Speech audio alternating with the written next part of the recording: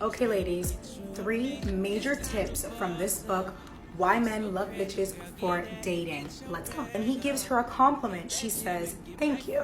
She doesn't talk him out of it. She doesn't ask what the ex looked like and doesn't compete with other women. So something that I did all the time was I would never say thank you. I'd be like, no, I don't. And that just like devalues yourself. You don't want to do that. She doesn't let him see her sweat. Very true.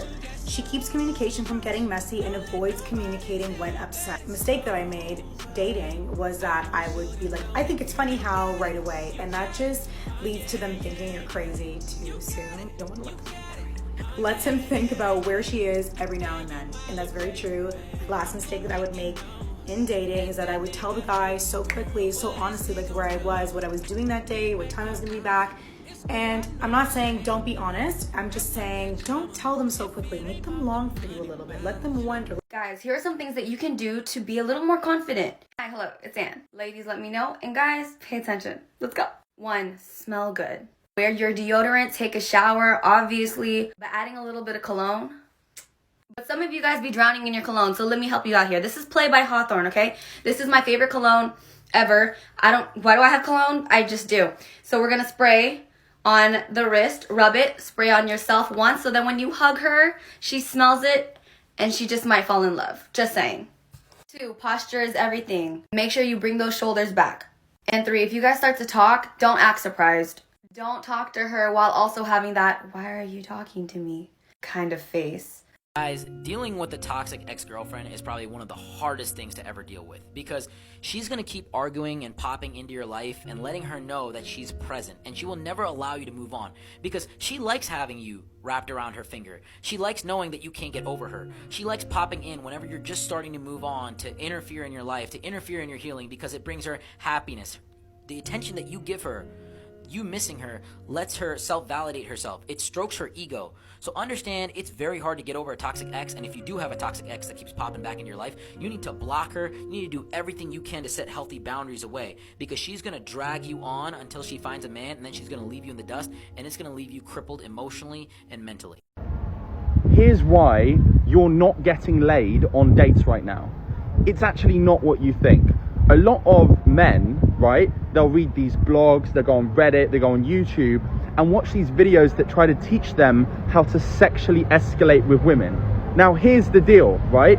The issue is not that she doesn't want to have sex with you. That's not the problem, right? Women want to have sex as much as men want to have sex. But they have something blocking them from having sex. They feel guilty about having sex, mostly because they don't want to be used, right?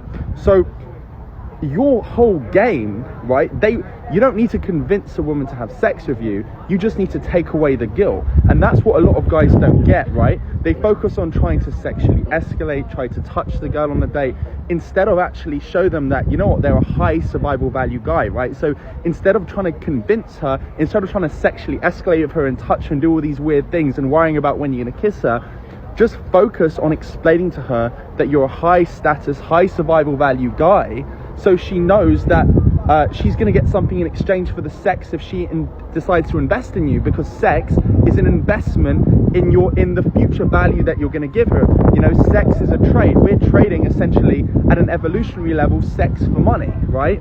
And when you see that that's what's going to happen, instead of trying all these weird sexual escalation techniques, your quickest way to get laid is to actually show her that you've got the potential for something more, that you're a high survival value guy, that if she invests in you by sleeping with you up front, because women have to sexually invest in you up front for the potential of something future, right? If she demanded payment, she'd be a prostitute. So women don't want to be seen in that way, right? Like, so she's gonna want, at least most normal women, they want to date an ambitious guy that's going to go somewhere in their life, that is going to give them access to a greater lifestyle in the future. Because women, you know, sex is common for women, they don't value it, so they want something in exchange for it. And when you realize this is what's going on, instead of these weird sexual escalation techniques, my advice to you men is focus on showing her on the date that you're a high status male and you're way more likely to sleep with her.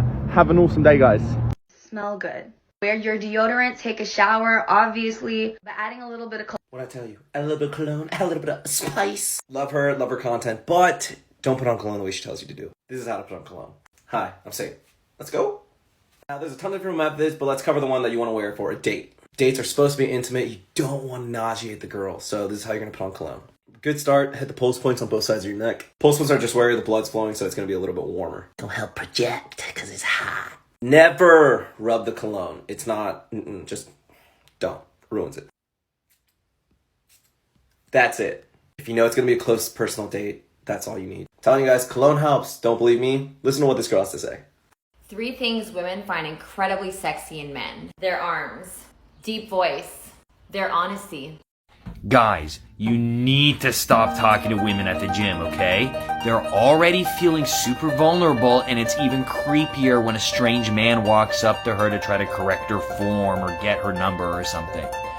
What you need to be doing is approaching them on elevators! Especially if it's very early or very late at night, and especially if she's alone.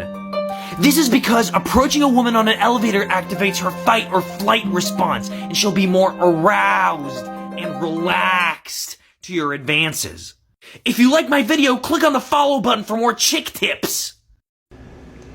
Men 30 and over, if you can give one piece of advice to a guy in his early 20s, what would it be? Yo, here are 3 red flags that you need to look for in a guy if you don't want to get played. Number 1, you're putting in way more effort than he is. When a guy wants a woman, he's going to put in a lot of effort, and it's going to be very, very apparent that he is putting in that effort. If you don't know what that looks like, that's making plans, texting you first, asking you questions about your day, doing just anything and everything to make you a part of his everyday life. It's almost going to come across like he's way too available, but the reality is this. He's probably not available, he's just making time for you. So you have to learn the difference between someone having time and making time. So if someone is making time for you, that is a very clear indication that they want you in their life. And if they aren't making time for you, that's because you're not a priority, which means he's probably going to play you.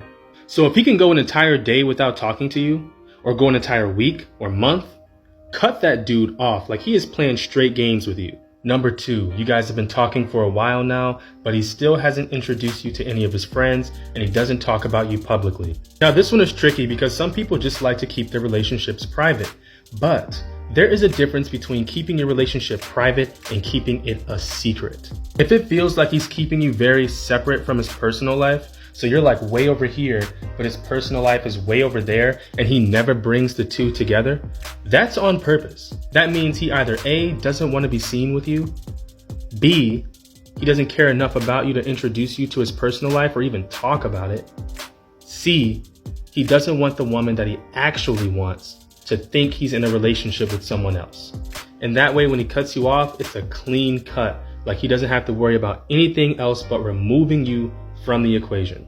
But like I said, this one is tricky because if you just started talking, he's going to want to get to know you first if he is interested in you so that he doesn't look stupid. So he doesn't want to bring you around and then find out that you're going to like make him look dumb. So he's going to keep you a secret at first. But if you've been talking for a while, chances are he's probably playing you.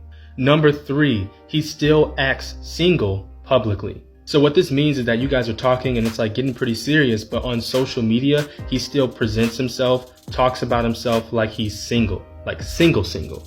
And this actually goes for both men and women. If someone is still taking in potential partners, like while they're talking to you, that's an indication that they don't necessarily see you as dating material.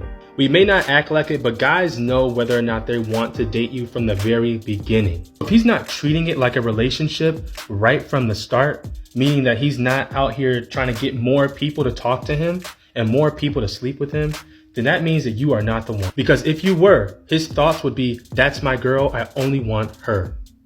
Men, I'm about to expose the naked truth as to why you're not getting women. You have 7 seconds when you approach a woman to make an impact on her mammalian brain. Now, in those 7 seconds, she's going to frame you as what she's going to see you for the rest of your time together. This is not a judgment. This is an unconscious process that happens in our unconscious mind. So if you want to get an attractive woman, you have to use that 7 seconds to approach her with confidence, playfulness, and safety. I'll be exposing way more details later, so make sure you go ahead and follow me on Instagram. Do you struggle with an anxious attachment style and desperately want to figure out how to more securely attach so that you don't suffocate your relationships and finally get the attention that you're looking for? Here are some tips. Part 1. A good first step is learning how you use people to regulate your emotions. So basically, if you're an anxious attachment style, you're struggling with a lot of big emotions and you may or may not know how to self-regulate and self-soothe. So you might have a pattern of reaching out to people, boyfriends, lovers, friends, to regulate your emotional system. But all this is really doing is leaning on another person for you to feel better. So now it keeps this loop going where you can only be calm if you have the attention of somebody else, which feeds the anxiety cycle. So over this next couple of weeks, you should look at how you feel before you reach out to somebody. Are you lonely? Are you sad? Are you anxious? Or are you feeling calm? Are you feeling happy? So the goal here is to learn to sit in those negative emotions and not use others to regulate those emotions.